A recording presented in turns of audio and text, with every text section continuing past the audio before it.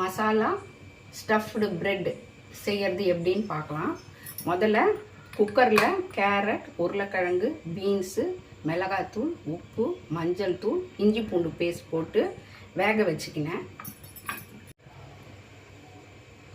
இப்போது திட்டமாக வெந்திருக்கு. இப்போ கொஞ்சம் 1/4 டீஸ்பூன் ஜீரகத்தூள் போட்டுக்கிறேன். 1/4 டீஸ்பூன் கரம் மசாலா போட்டுக்கிறேன். கிளறிக்கோங்க. நான் ஒரு 4 பேருக்கு தேவையானது சாயந்தரம் சாப்பிட்ற மாதிரி தான் செய்கிறேன். இப்போது இதையை உருண்டை பிடிச்சிக்க போகிறேன். உருண்டை பண்ணிவிட்டு காமிக்கிறேன் உங்களுக்கு. ரவுண்டு பிடிச்சி வச்சுக்கலாம்.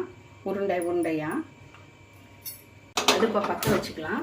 இங்கே உருண்டையும் பிடிச்சி வச்சுக்கினாச்சு.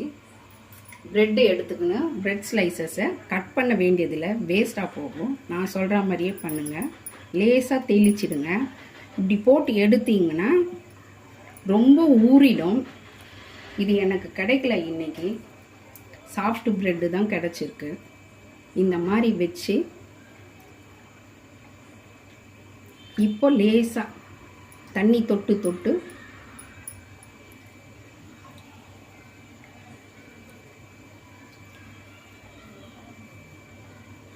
அந்த பூர்ணம் வராமல், வெளியில் மசாலா வராமல் பண்ணிவிட்டு எண்ணெயில் போட்டுடுங்க. இல்லாட்டி எல்லாத்தையும் ரெடி பண்ணி வச்சுட்டு கூட டக்குன்னு போட்டு எடுத்துடலாம். டக்குன்னு வெந்துடும். இது இந்த போடுறோம் பாருங்க.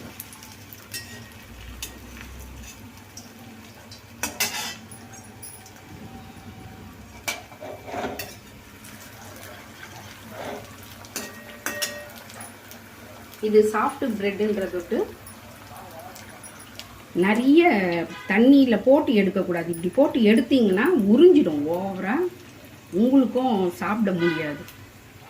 இப்போ தெரியாமல் ஒன்று விழுந்துச்சு பாருங்கள் எப்படி ஆயிடுச்சு.